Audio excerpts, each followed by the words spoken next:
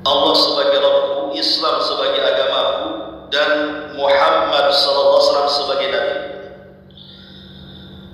Maka Allah Subhanahu wa taala akan meridhoi kita kelak pada hari kiamat.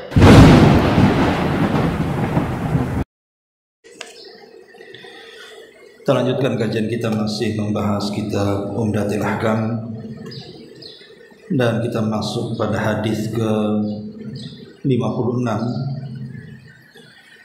dari hadis Abdullah ibni Abbas radhiyallahu anhu.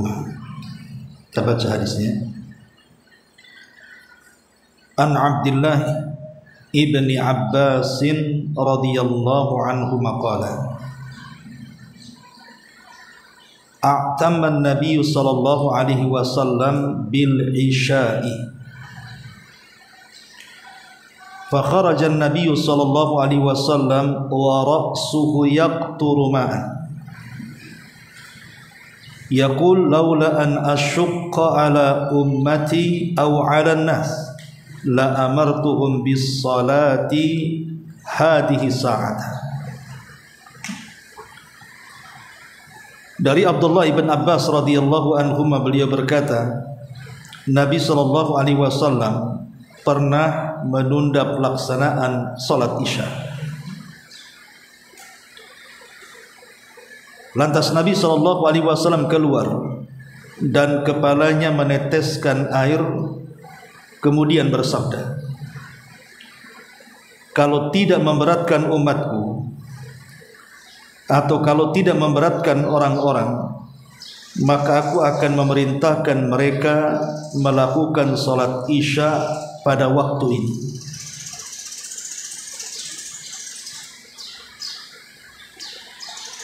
Hadis ini menjelaskan tentang keutamaan waktu salat Isya, di mana salat Isya ini boleh dilaksanakan di pertengahan malam, dan itu seafdal-afdalnya waktu salat Isya.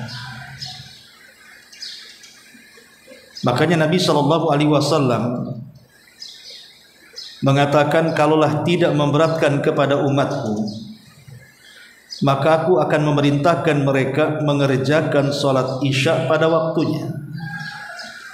Maksudnya waktu pertengahan malam. Akan tetapi agama Islam adalah agama yang penuh dengan kemudahan.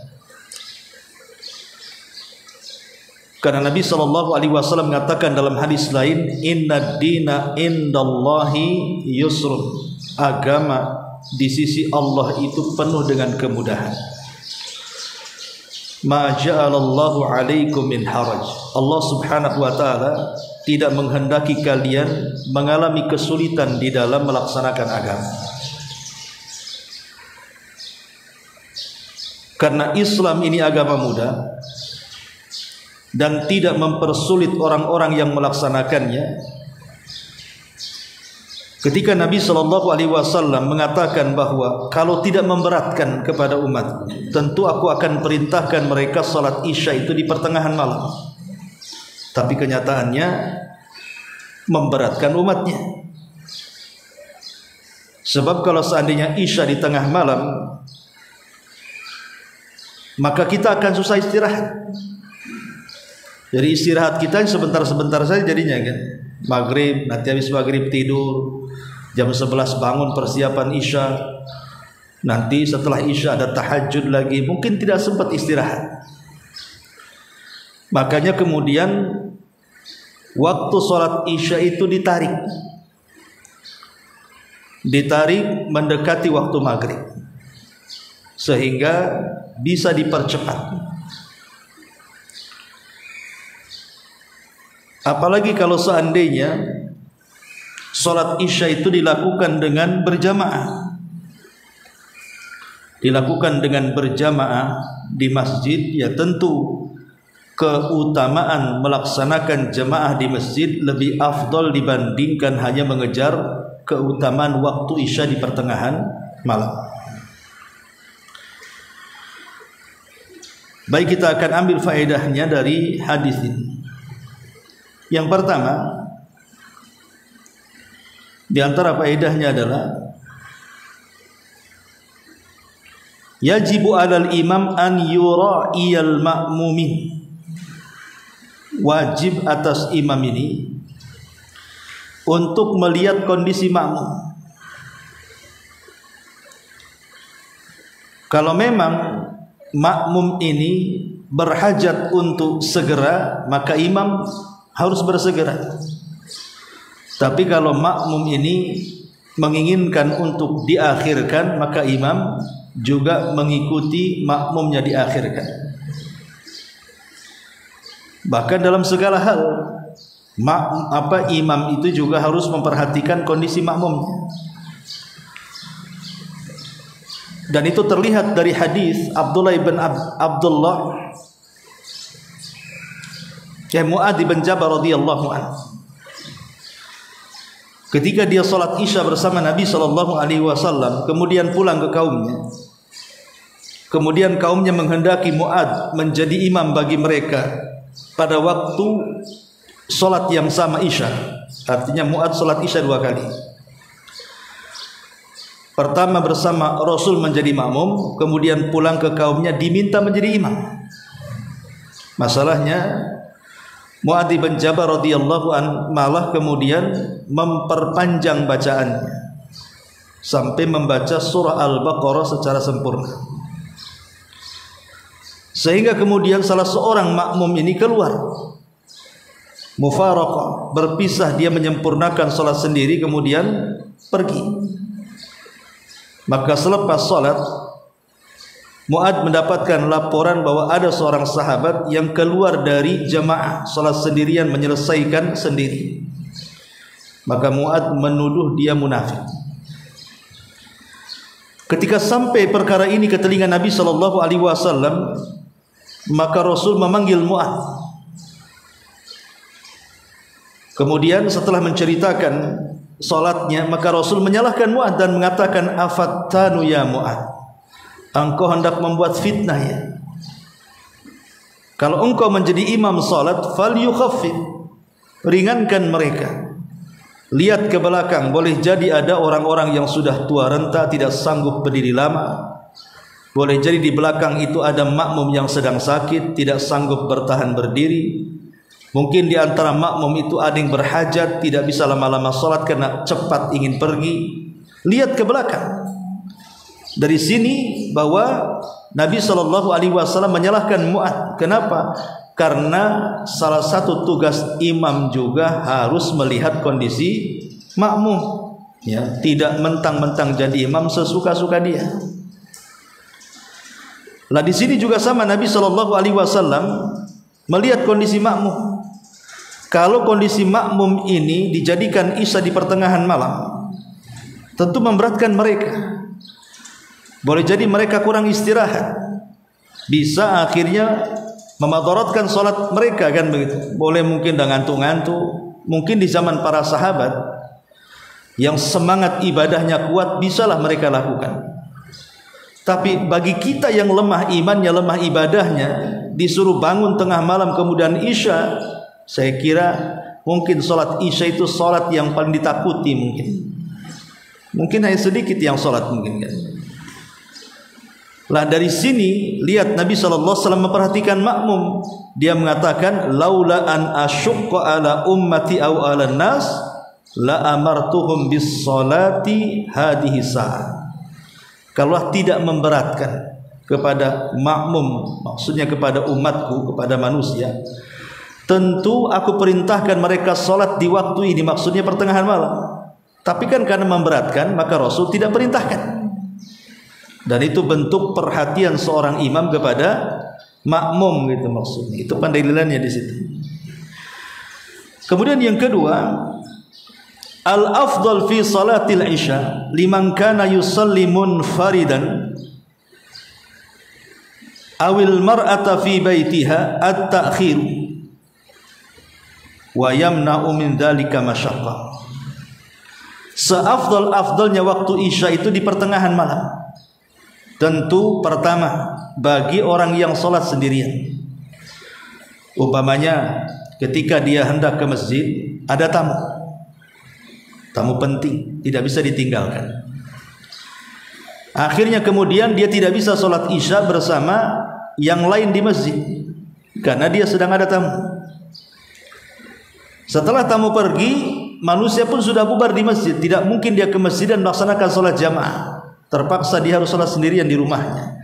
Maka kalau ingin sholat sendirian di rumahnya, ambillah waktu yang afdol, karena fadilah jamaah sudah tidak dapat, jangan pula fadilah waktu tidak dapat. Jadi kan ada dua nih. Kalau berjamaah di waktu isya berarti hanya mendapatkan keutamaan jamaah tapi tidak mendapatkan keutamaan waktu. Tapi kalau sholat sendirian di tengah malam berarti dia dapat keutamaan waktu tapi tidak dapat keutamaan jamaah. Maka bagi orang yang sholat sendirian, afdolnya adalah ambil pertengahan waktu, pertengahan malam maksudnya, supaya sudah tidak dapat jamaah jangan luput mendapatkan fadilah waktu. Atau seorang wanita yang sholat di rumah, ibu-ibu yang sholat di rumah, kalau memang tidak ada yang mencegah ibu untuk sholat isya di pertengahan, maka lakukan sholat isya di pertengahan malam. Namanya suami lagi safar, seminggu ibu tidak disentuh, kemudian ibu sholat sendiri di rumah dan ibu bisa menjaga rasa kantuk, lakukan di pertengahan malam. Tapi kalau itu memadorotkan ya jangan. Kalau memadorotkan ibu nantinya nunggu waktu tengah malam, besoknya kemudian tumbang, ya janganlah kan begitu. Ini yang kedua. Yang ketiga, kamalu syafaqatin Nabi sallallahu alaihi wasallam kamalu syafaqatin Nabi sallallahu alaihi wasallam wa rahmatuhu bi ummatihi. Sempurnanya rasa sayang Nabi kepada umatnya dan sempurnanya rasa kasih Rasul dengan umatnya. Jadi Nabi sallallahu alaihi wasallam sangat sayang dengan kita, tidak mau memberatkan kita. Di satu sisi Nabi SAW ingin kita senantiasa mentauhidkan dan beribadah kepada Allah, tapi di sisi lain Rasul pun melihat kondisi umatnya. Jangan sampai memberatkan mereka, akhirnya menjadikan ibadah kita bosan. Karena Allah Subhanahu wa ta'ala tidak bosan dengan ibadah yang dilakukan hambanya, justru dia senang. Tetapi yang bosan itu kita. Nanti kita jadi bosan, akhirnya malas. Makanya kemudian perkara berat menjadi ringan supaya kita tidak bosan. Dan itu dilakukan oleh Nabi SAW dalam solat ini sendiri. Kenapa solat yang tadinya 50 waktu menjadi 5 waktu? Itu karena sayangnya Rasul kepada kita. Ketika Nabi Musa alaihi salatu wassalam menasihati Nabi kita dan mengatakan, qad jarrabtu bani Israel wa 'allajtuhum falam yastati'u. Aku sudah mencobanya, menerapkan solat yang begitu banyak rakaatnya kepada Bani Israel, dan aku berusaha untuk mengobati mereka, tapi tidak bisa mereka lakukan. Padahal Bani Israel itu kuat-kuat fisiknya. Makanya Musa mengatakan sebaiknya falyatlu bitakhfif min rabbika ya Muhammad. Kalau begitu kembalilah, minta kepada Allah keringanan kepada Rabbmu. Jangan sampai kemudian engkau perintahkan umatmu dengan ibadah yang memberatkan mereka. Maka Rasul sallallahu alaihi wasallam demi umatnya, dia pun naik kembali meminta keringanan dari Allah. Yang tadinya 50 jadi 45, yang tadinya 45 jadi 40, yang tadinya 40 jadi 35, 30, 25, 20, 15, 10 sampai kepada jatuh di angka 5. Tidak lain dan bukan karena kasihannya Rasul kepada kita. Bayangkan kalau kita sholat 50 waktu, apa enggak demam? Bentar ke kamar mandi, berwudu, kamar mandi, berwudu. Kapan kemudian seseorang bisa jalan-jalan? Asli di masjid aja kan begitu ya. Ibu mungkin di rumah duduk di sajadah saja jadinya. Kayak Aladin jadinya. Terbang ke sana kemari dengan sajadahnya kan. Jadi karena kasihannya Nabi SAW dengan umatnya, makanya kemudian diringankan, minta kepada Allah keringanan. Lah di sini juga sama. Rasul sallallahu alaihi wasallam tahu dengan umatnya dan kasihan dengan umatnya, makanya tidak memerintahkan Isya di pertengahan malam. Ini yang kedua. Yang ketiga, yang keempat, di antara faedahnya,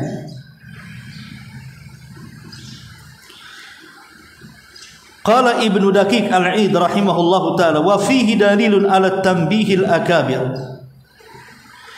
imma lihtimali ghaflatin au liistithratin faidatin minhum fit tanbihi liqauli Umar raqadan nisa was-sibyan. Raqadan nisa was-sibyan.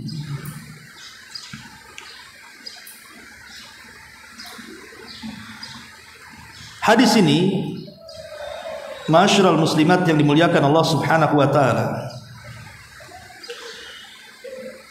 disebutkan dalam hadis riwayat yang lain, a'tamma an-nabiy sallallahu alaihi wasallam bil isya'i fa kharaja Umar. Nabi SAW mengakhirkan salat Isya, kemudian Umar keluar lalu berkata, as-salata ya Rasulullah, raqadan nisa'i was-sibyan. Rasul, apakah kita harus mulai salat, maksudnya salat Isya, sementara wanita-wanita dan anak-anak sudah tertidur? Fa kharaja wa ra'suhu yaqtur.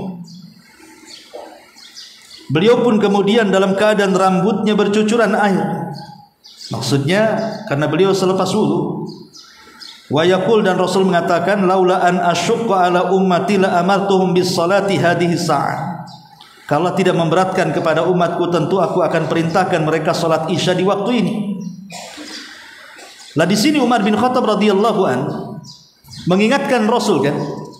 Mengingatkan Rasul, ya Rasulullah, raqadan, ya Rasulullah, as-salah raqadan nisa wa sibyan. Rasul, apakah kita harus memulai salat? Maka di sini di antara faedah perkataan Umar di sini adalah fihi adalilun ala tanbihil akabir. Boleh seseorang itu mengingatkan orang yang kemuliaannya jauh di atas kita. Karena Umar mengingatkan Nabi, kan? Sementara Rasul lebih mulia dibandingkan Umar. Boleh kita mengingatkan, umpamanya anak mengingatkan orang tuanya. Ibu punya ibu, ibunya ibu yang peringatkan, bu, ibu sudah tua, gitu ya. Tolonglah lebih dekat dengan Allah. Boleh. Walaupun kita tidak lebih afdal, dan kita harus menasihati yang jauh lebih afdal dibandingkan kita, maka ini dalil boleh kita memperingatkan mereka. Sebagaimana Umar berusaha mengingatkan Rasul. Rasul, apakah sholat? Masalahnya perempuan dan anak-anak sudah tertidur di sini. Karena mengingatkan itu kan bisa saja dua perkara. Pertama, mengingatkan dari kelalaian, atau mengingatkan itu maksudnya dalam rangka konsultasi.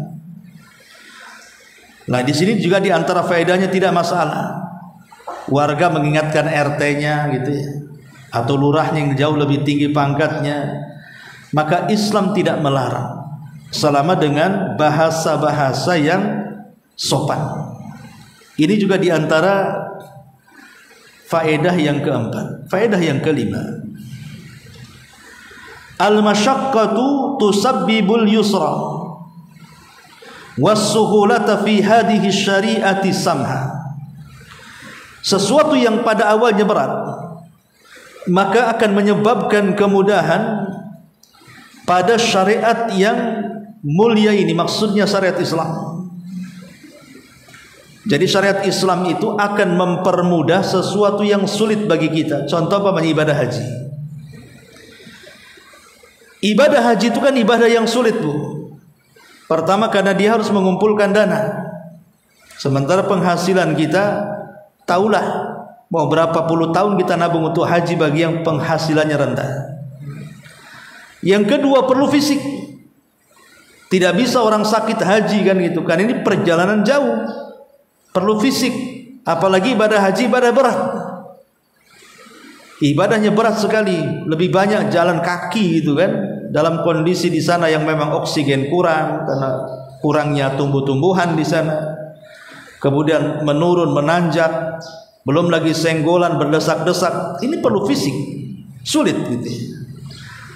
Tetapi Allah Subhanahu wa taala memberikan kemudahan bagi yang tidak sanggup, ya tidak harus haji, tidak harus dipaksakan. Makanya ketika Nabi SAW mengatakan bunyal Islam ala khamsin, Islam itu dibangun di atas 5 perkara. Ketika Rasul menyebutkan ibadah haji, apa kata Rasul? Wal hajjul bait wa hajjul baiti in istata'ta ilaihi sabila. Dan engkau melaksanakan haji kalau kau sanggup. Di belakangnya ada kalimat kalau kau sanggup. Mafhumnya kalau tidak sanggup ya gugur gitu maksudnya. Fisik ada, uang tak ada. Tidak mungkinlah kemudian naik perahu galon. Ada tuh naik perahu galon. Dari mana tuh? 1 bulan sampai Madura. Mungkin berapa bulan lagi butuh ke sana kan? Entah sampai tak ada perahu galon lah. Enggak perlu nekat, ini tidak boleh seperti itu. Atau naik sepeda haji, tidak dianjurkan. Walaupun sampai ke sana pun tidak dianjurkan. Kenapa? Karena membahayakan.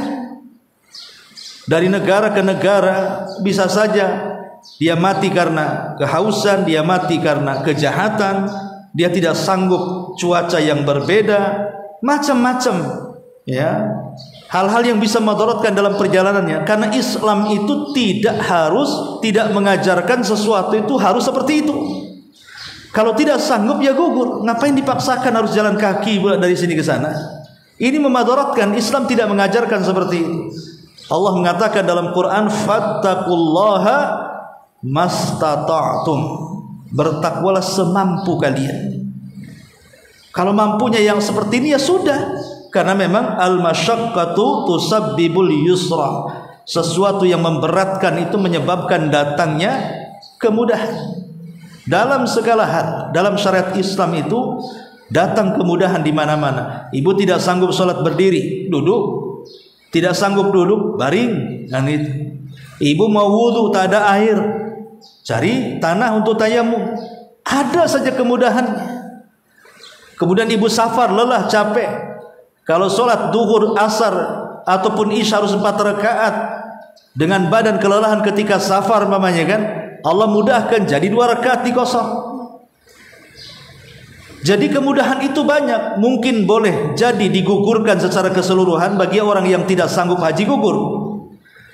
Mungkin bisa diganti dengan amalan-amalan yang berpahala haji, tapi tidak menggugurkan kewajiban, hanya pahalanya sebanding gitu saja. Atau bagi yang tidak bisa dilakukan karena tidak ada bendanya, Allah ganti seperti air dengan tayamum, wudu dengan tayamum. Atau boleh jadi ibadahnya dikurangi seperti sholat yang 4 rakaat menjadi 2 rakaat. Lah itu semua kemudahan dalam Islam, namanya al-masyaqqatu tajlibut taisir atau al-masyaqqatu tusabbibul yusra. Ma'asyiral muslimin muslimat yang dimuliakan Allah Subhanahu wa taala. Kemudian juga di sini ada faedah.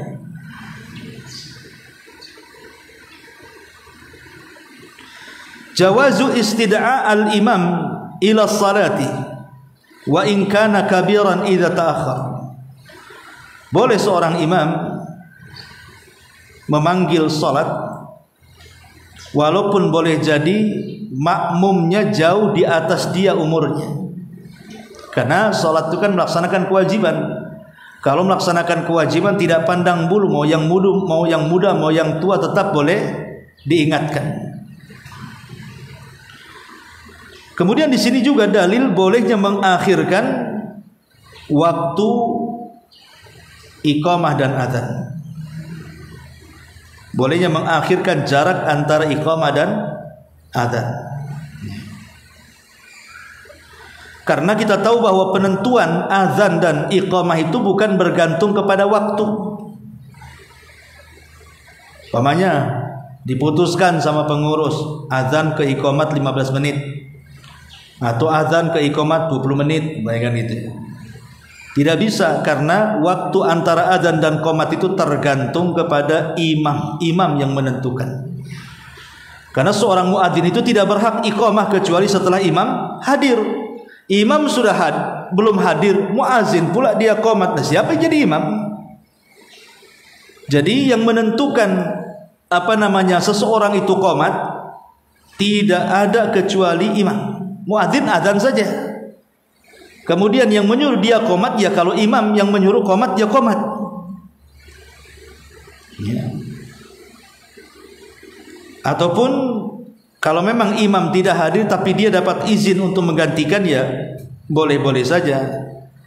Kenapa demikian? Karena hadis ini Nabi SAW mengakhirkan waktu Isya, ya, mengakhirkan waktu Isya, azannya waktu Isya, tapi sholatnya di tengah malam. Makanya boleh mengakhirkan waktu Isya, karena yang menentukan antara jarak iqamah dan azan itu adalah imam. Kalau imamnya mau, ya imam. Ya, tetapi mungkin kalau diterapkan agak sulit ya, sholat Isya di pertengahan malam. Walaupun imamnya mau, belum tentu makmumnya mau, kan begitu ya. Maka itu kembali kepada kemaslahatan. Apalagi ada hadis yang mengatakan bahwa para malaikat turun dan doa-doa akan dikabulkan oleh Allah Subhanahu wa taala itu dimulai dari pertengahan malam sampai berakhirnya sepertiga malam akhir.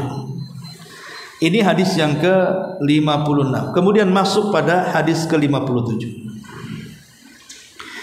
An Aisyah radhiyallahu anha anna Nabiy sallallahu alaihi wasallam qala: "Idza uqimatis salatu wa hadaral asya'u fabda'u bil asya' wa an ibni Umar nahu." Aisyah radhiyallahu anha meriwayatkan dari Nabi sallallahu alaihi wasallam, beliau bersabda, jika salat hampir ditegakkan sedangkan makan malam sudah dihidangkan, maka makan malamlah terlebih dahulu. Ibnu Umar juga meriwayatkan hadis yang seperti ini.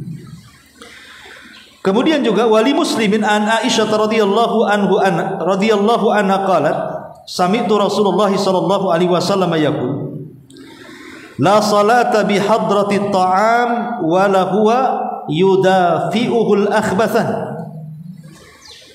Imam Muslim juga meriwayatkan dari Aisyah radhiyallahu anha, beliau berkata bahwa dirinya mendengar Rasulullah SAW bersabda, tidak sah salat ketika makanan sudah dihidangkan. Maksudnya tidak sempurna salat ketika makanan sudah dihidangkan, dan salat dengan menahan kencing ataupun berak. Taib masyiral muslimat yang dimuliakan Allah Subhanahu wa taala, hadis ini menerangkan kepada kita tentang pentingnya menjaga hati ketika salat. Pentingnya menjaga hati atau tidak menyibukkan hati kita ini dengan perkara-perkara luar salat. Karena salat itu kan kita sedang bermunajat. Kita tidak boleh terganggu dengan perkara luar. Kita harus fokus dalam salat itu. Kita sedang menghadap siapa? Kita sedang menghadap Rabb kita yang menciptakan kita. Jangan sampai kemudian kita tidak khusyuk, terganggu dengan perkara luar, akhirnya hilang khusyuknya, hilang tumaninahnya. Makanya Rasulullah SAW melarang. Kata Nabi SAW, idza uqimatis salatu wa hadaral asya, kalau qomat sudah dikumandangkan, tiba-tiba makan malam sudah ada di hadapannya, maka Rasul mengatakan fabdaul asya, makan dulu kemudian salat. Makan dulu kemudian salat. Dalam hadis yang lain, la salata bi hadrati ta'am, tidak sempurna salat seseorang kalau makanan di hadapan dia. Wala huwa yudafil akhbathan, atau salat menahan kencing dan menahan berak. Ibu ngedem gitu ya, mau berak ditahan-tahan, mana khusyuk? Ya, yang ada malah kemudian stres. Gimana kalau keluar? Gimana kalau keluar ini? Apalagi lagi mencret kan ya. Jadi enggak khusyuk, pikiran kita itu ingatnya hanya jamban saja jadinya. pengen ke jamban, itu aja diingatnya. Makanya perkara apapun yang bisa menyibukkan salat, yang itu di luar salat, kalau bisa dihindarkan supaya tidak mengganggu kehusyuan. Ibu bawa handphone ke masjid mau salat, letak pas di depan. Maka kalau seandainya handphone ini bisa mengganggu, matikan atau silent suaranya. Matikan baru letakkan gitu ya. Ini enggak tahu mau sholat, kemudian handphone enggak dimatikan, enggak di silent, taruh aja di situ.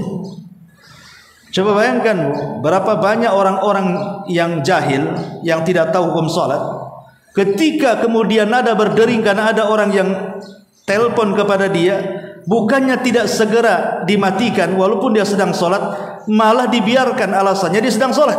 Kan ganggu bagi yang lainnya itu. Sebenarnya kan boleh bergerak untuk mematikan sebenarnya, tapi jangan gerakan-gerakan yang akhirnya membatalkan sholat. Ambil matikan, walaupun kita sedang sholat, supaya tidak mengganggu yang lainnya.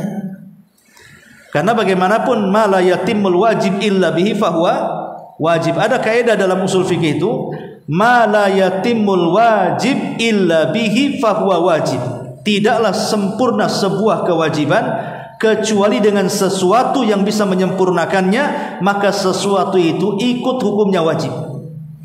Khusyuk sebuah kewajiban dalam salat, bahkan rukun. Ketika kemudian handphone ini berdering karena ada orang telepon, otomatis kan bisa menghilangkan kehusyuan. Maka dengan cara mematikan kita dapat khusyuk. Boleh jadi mematikan itu hukumnya wajib supaya dapat khusyuk, gitu maksudnya. Lah ini harus dipahami. Makanya hal-hal yang bisa kemudian memasukkan perkara luar yang menjadikan sholat kita ini hilang khusyuk, jangan taruh di situ. Handphonenya mamanya, kalaupun harus taruh di depan karena takut dicuri orang, ya tadi jangan sampai, kalau bisa dimatikan dulu lah, supaya tidak mengganggu sholat kita. Baik, kita ambil faedah dari dua hadis ini. Ma'asyiral muslimat yang dimuliakan Allah Subhanahu wa taala. Hadis ini memiliki faedah yang pertama, taqdimu huduril qalbi fi sholati ala fadilati awalil waqti. Taqdimu huduril qalbi, berusaha untuk menghadirkan hati di waktu kita sedang siap-siap untuk melaksanakan sholat di awal waktu. Jadi ketika kita sebelum takbiratul ihram, maka kita sudah harus menghadirkan hati. Caranya apa? Sesuatu yang bisa merusak hati di tengah-tengah sholat, ada kesempatan untuk dihindarkan. Sebab kalau sudah sholat Allahu Akbar, baru kemudian terpikir pengen ini, pengen itu, oh iya tadi makanan enak belum dimakan, apalagi satu hari sudah puasa, kan itu. Maka kalau bisa merusak hati, sempurnakan sebelum sholat hati itu. Kira-kira apa yang menghalangi sholat? Bentang sajadah. Ini sajadah ini kalau dipakai ini ganggu sholat. Gambarnya apa? Gambar Teletubbies sajadahnya. Ini bahaya. Nah, cari sajadah yang polos. Ya. Wah, ini dinding ini kurang bagus nih, kalau sholat ganggu saya ini.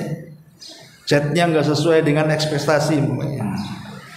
Saya suka pink kok, dicat hitam pula.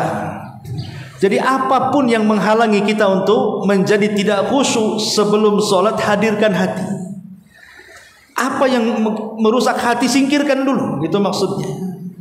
Makanya di sini Nabi SAW mengatakan kalau sudah ada hidangan, ini hidangan ini apalagi kita sedang lapar, makan dulu walaupun sudah komat.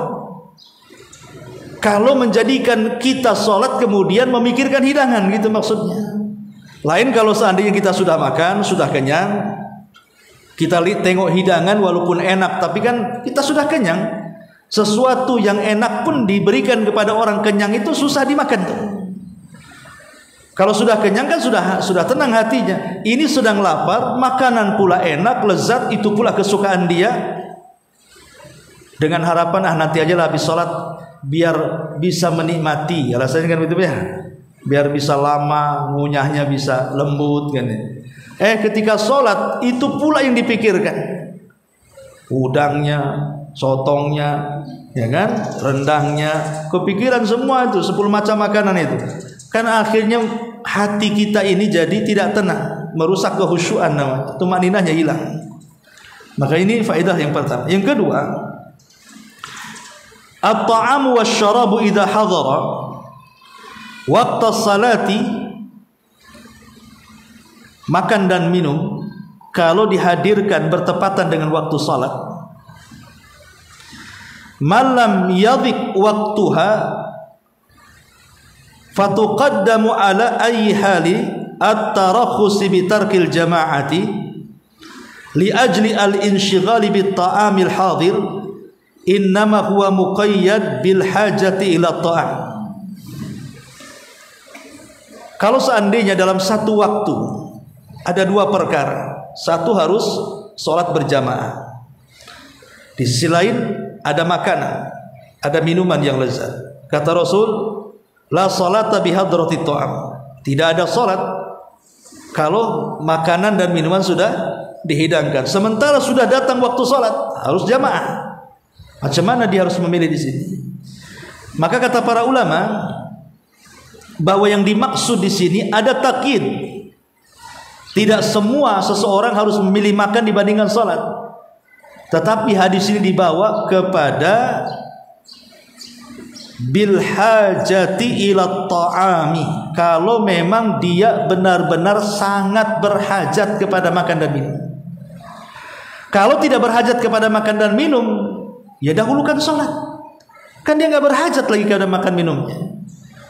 Tapi kalau dia sangat berhajat karena lapar gitu ya, apalagi makanannya lezat, makan dulu, baru kemudian sholat, walaupun harus menggugurkan jamaah selama dia tidak keluar waktunya.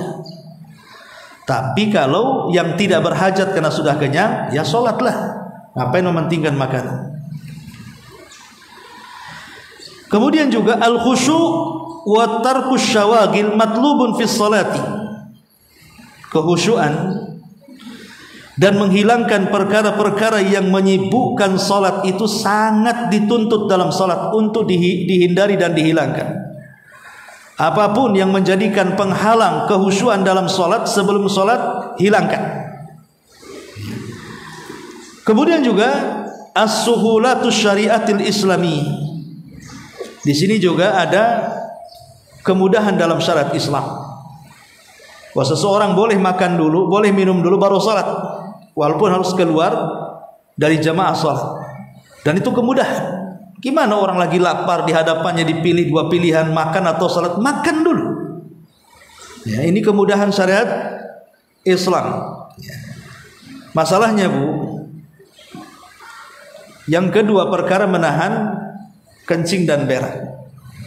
Ibu lagi sholat, sudah tasyahud akhir lagi, kan masalahnya sudah tasyahud akhir Bu, tahu-tahu ibu pengen kentut diempet, pengen berak ditahan, pengen kencing ditahan, tinggal sebentar lagi mau salam, ya tasyahud akhir kan, sampai ibu baca aja dikejar-kejar anjing, tahiyatul tahap yang dibaca karena ngempet.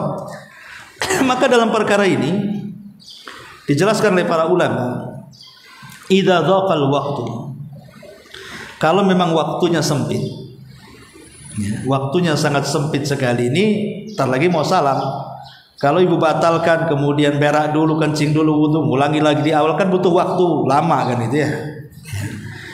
Maka in kana bi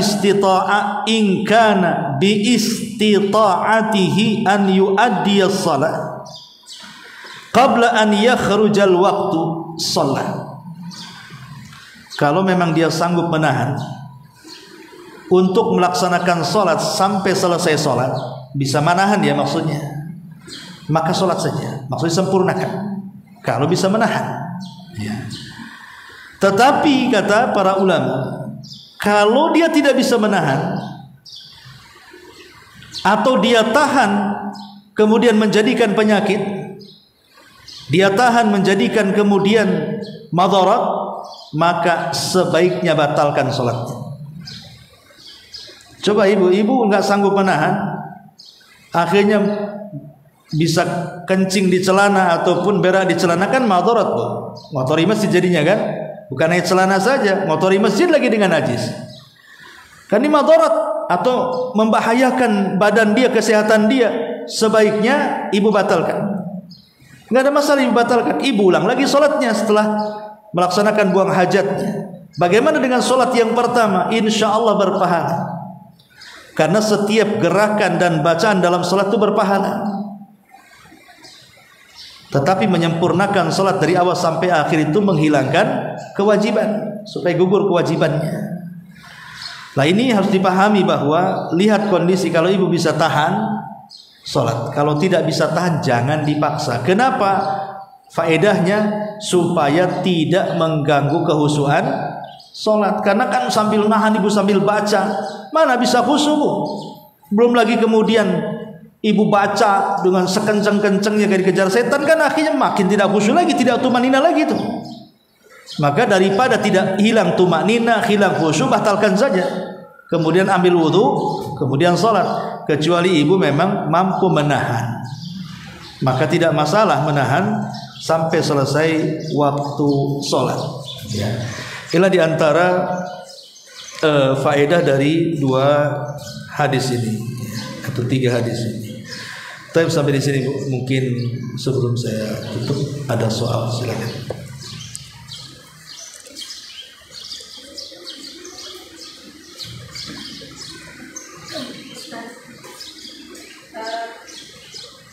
Bagaimana jika seseorang anaknya saudara dia sakit batuk, itu susah untuk berhenti kalau sudah batuk dan akhirnya terkencing, nggak bisa ditahan. Jadi ketika sholat itu kesulitan beliau mengulang, sementara tubuh dia juga buat ke kamar mandi itu karena kondisi badan yang kakinya yang kurang sempurna, agak kesulitan Ustaz. Itu kira-kira ada keringanan? Ya, alhamdulillah. Kalau memang itu sakit, seperti orang yang di rumah sakit yang tidak bisa bergerak, kemudian harus kencing pakai selang gitu kan, tidak mungkin lah dia harus, atau ada penyakit apa beser atau apa gitu kan, yang mudah kencing dan yang lain sebagainya, yang tidak memungkinkan asli bolak-balik sebenarnya dia lama-lama tidak sholat, karena habis sholat batal wudu lagi, sholat batal wudu lagi, sampai kapan sholatnya jadinya kan. Maka yang seperti ini dibolehkan seseorang itu untuk tetap sholat, tetapi menjaga najisnya, bisa menggunakan pampers namanya kan, waktu sholatnya aja, sehingga kalaupun keluar ketika dia batuk, maka dia boleh melanjutkan sholatnya. Tapi kalau seandainya itu terjadi sekali-kali lah, maksudnya bukan terus-terusan ya, batuknya sekali-kali saja, mungkin dalam sehari 2 hari sekali sholat seperti itu, ya tetap batal.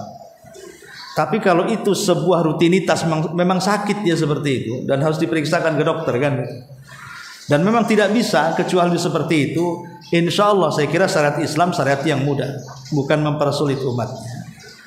Karena para ulama mutaakhirin pun, ulama kontemporer, ketika memberikan fatwa orang yang sakit dan kencingnya diselang, apa harus dicabut? Tidak perlu, biarkan kencing lewat selang dan dibungkus dengan bungkus tempat kencing itu selama tidak ada kebocoran.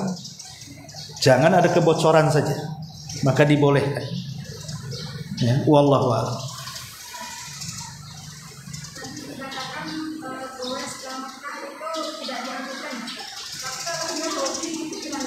Gimana? Goes?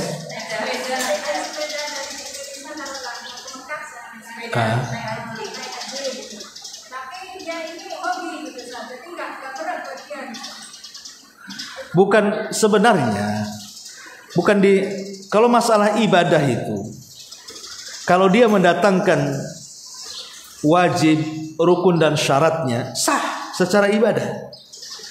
Walaupun dia haji pakai uang korupsi, walaupun dia haji pakai travel jin buat travel gitu ya. Yang jelas rukun wajib syaratnya terpenuhi. Kalau bicara sah-sahnya ya sah.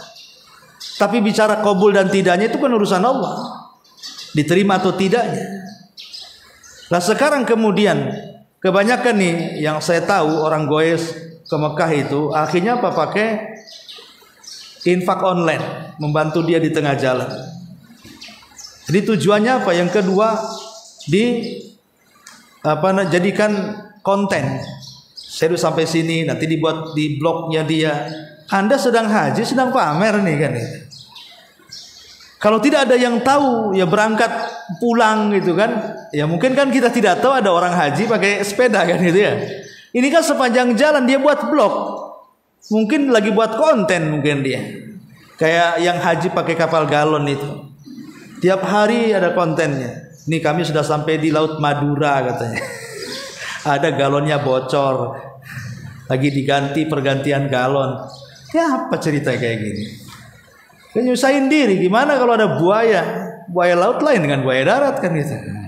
Terkam dia di situ, belum lagi ularnya, belum lagi ombaknya, nggak kepikiran lah ke situ. Kalau bukan buat konten saya kira enggak. Memang sekarang memang zaman konten. Apalagi kan? Kalau dia betul-betul sampai ke sana, kemudian melaksanakan wajib, syarat dan rukun, sah kan? Ibadah itu kan ditinjau dari dua perkara.